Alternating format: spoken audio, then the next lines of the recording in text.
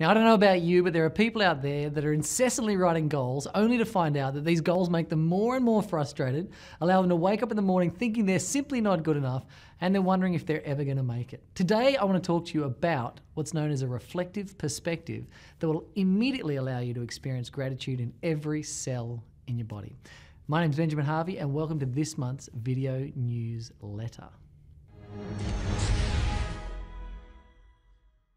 Now, if you've watched any form of self-improvement, self-help, personal development, or anything at all by the way of improving your mindset or going out there and doing what you love, you would have certainly learnt the art of goal setting, as in writing something down you haven't got yet that you'd like to get sometime in the not too distant future.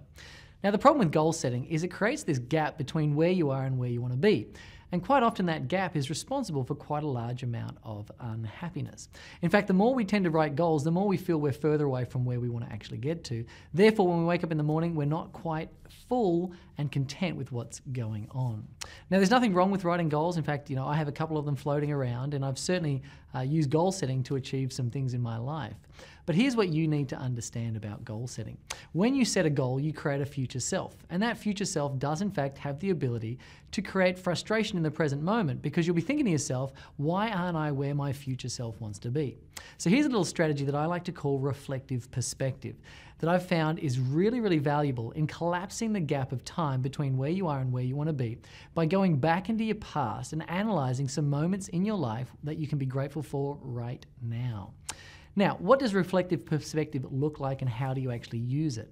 Well, I often work with coaches who often complain about the fact that they don't want to be charging $150 anymore. They want to be charging $300. And why can't they charge $300? They've got it on their goals list. They want to go out there and make more money. But here's the thing. Charging $150 an hour is actually a lot of money. In fact, I'd say 99.99999% of the population will never ever get to charge $150 per hour for anything. So if you're earning $150 per hour, you're doing pretty well for yourself. But these people keep chasing this future goal of earning $300 an hour. But guess what? If we reflected back into your past and we had a good look at the types of incomes you've earned leading up to $150 an hour, you'll find that you've actually earned significantly less than that.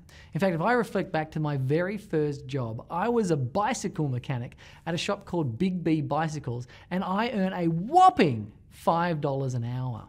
Now, when I look at what I earn today as an income and I reflect back to that $5 an hour, you can't help but feel grateful for what you've got going on in your life. So use a little bit of reflective perspective. Look back through your life and try and work out moments in which you had a little amount and then you grew it to a better amount. Maybe it's in your finances. Maybe it's in results that you got within your relationships. Maybe it's you had a certain state of ill health and you got improved on that health. But by reflecting back into your past, you'll be able to allow yourself to get a better perspective of what's happening in the here and now, and allow you to get a balance point between the future self, the past self, and the present self, allowing you to be way more grateful. Now, they did some research into this. There was a University of California that got these two groups. One group was asked to do nothing. They call that the control group. A second group was asked to do something, and that was Group B, I guess. We'll call Group A the control group and Group B the other group. And what they did with Group B is they asked Group B every day to reflect back over the last 24 hours and think of 5 things that they were grateful for. And what they did is they checked back in with these two groups 30 days later. And here's what they found. 30 days later, Group A was pretty much the same, but Group B reported having an increase of happiness, fulfillment, and appreciation for life by as much as 25%. There was a 25% increase in their levels of happiness just by simply reflecting back over the last 24 hours of 5 things they're grateful for. So if you reflect back all the way through your life and start to look for things that you've been grateful for, you'll certainly find that reflective perspective allows you to gain incredible gratitude in the present moment. Now, if you have not yet registered for the Turning Point Intensive, down below this email is some complimentary tickets still available, but make sure you grab them right now because spaces are filling up and this is absolutely guaranteed to sell out.